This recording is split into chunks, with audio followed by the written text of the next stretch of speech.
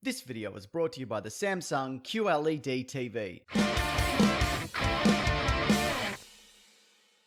Hey, what's going on? Who doesn't love a movie night? In fact, my favourite thing in the world is cancelling any plans that I've got in order to set up a movie night. I'm talking casual catch-ups with friends. I'm talking the birthdays of loved ones. I'm talking work functions that aren't mandatory, but at the same time, they're kind of considered mandatory because your boss gets all passive-aggressive Monday morning when he realises you weren't there. But here's the thing, Darren. Just say it's mandatory and I'll be there. Don't give me this optional nonsense and then come at me with your negativity just because I don't want to see you do Bryan Adams at karaoke. One of my favourite things as a kid, though, was settling in on a tiny tube television and watching whatever happened to be on that night with the family. But that was then, and this is the future minus the flying cars and robots. Also, what's a movie night without a decent TV and sound system? Plus, now I've got my own family who's going to be joining us, like my wife Claire. Plus a couple of other surprise guests. I probably shouldn't have done that so weird at the end.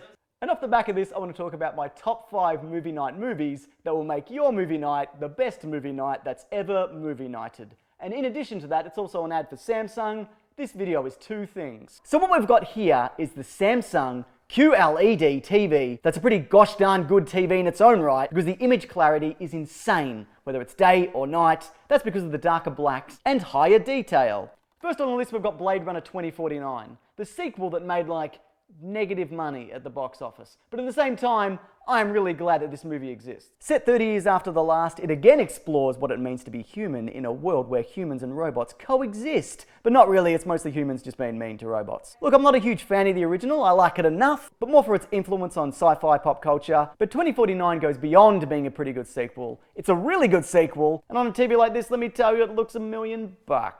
Which is about how much money this made at the box office. They are never making another one of these. Now here's the thing, you can easily pull up the apps or streaming services you use the most in a single spot, easily switching in and out the ones you prefer. Watching a movie like I, Tonya has never been easier. Or in fact, my number 4 pick, The Frighteners. Now before Peter Jackson made Lord of the Rings, but after Peter Jackson was born, so somewhere in that time frame, he made this little known horror comedy adventure from the 90s. It follows Michael J. Fox, the actor, playing the character of Frank Bannister, a paranormal investigator who's actually capable of communing with the dead, but he's using this skill to basically get money out of people. But when a real evil spirit rears its head, he's got to do all that he can to stop it. Look, it's a blast from start to finish, and I give it a positive, good old fun time out of 10. And also, you know, it won't give me nightmares like a lot of horror films, and I appreciate that. Speaking of things that won't give you nightmares, this remote. It's so simple. There's very few buttons, and all the functionality, it all stems from the home button. Plus somehow it can be used to control all your devices. How is it possible? I don't know, I didn't make it. Next up we have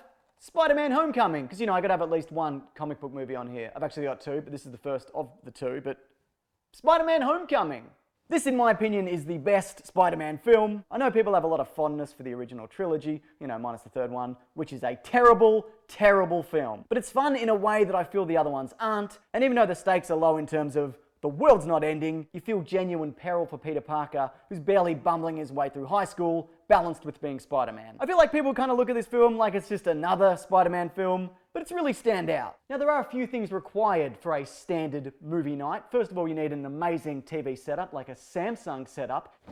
This blanket was made by my mum. It's made almost entirely of denim jeans. This is not a joke. She made this thing. It weighs nearly 100 tons. This video was also sponsored by my mum's weird heavy denim blanket, but you can't have one of these. There's only one in existence, and it's mine. Next up, we have the original Indiana Jones, Raiders of the Lost Ark. What's crazy about this film is how well it holds up. In particular, the action scenes. Every punch looks like it hurts, every step could be Indiana Jones's last, and that truck chase sequence is better than what a lot of modern action movie sequences have to offer by a mile. It's also infinitely rewatchable because it's a timeless adventure.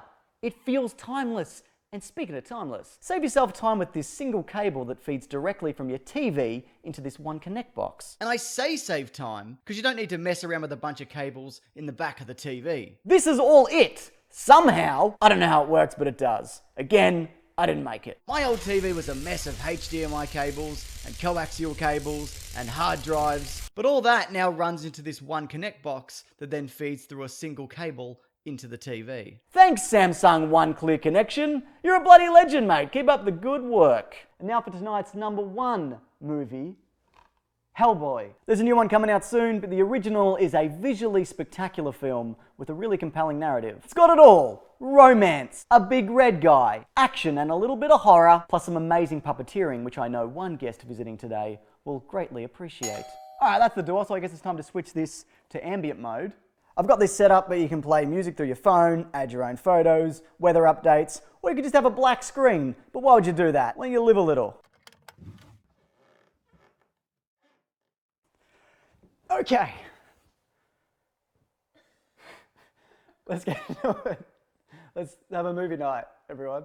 All of this Samsung setup is available right now, and thank you to Samsung for being kind enough to sponsor this video. We've actually got a competition going to win a Samsung Q7 QLED TV, 65-inch, regular retail price $4,099. All you have to do is describe your ideal movie night in 25 words or less. We're talking setting, movies you might want to watch, snacks, whatever you want. And also be sure to include the hashtag Samsung Movie Night. Details on how this all works is in the description, but you've only got 2 weeks to enter, so bloody get on it. This prize is also only open to Australians, but that being said, you will not be stopped from making a comment wherever you're from. Leave it below in the comments, or don't, and continue to live your life.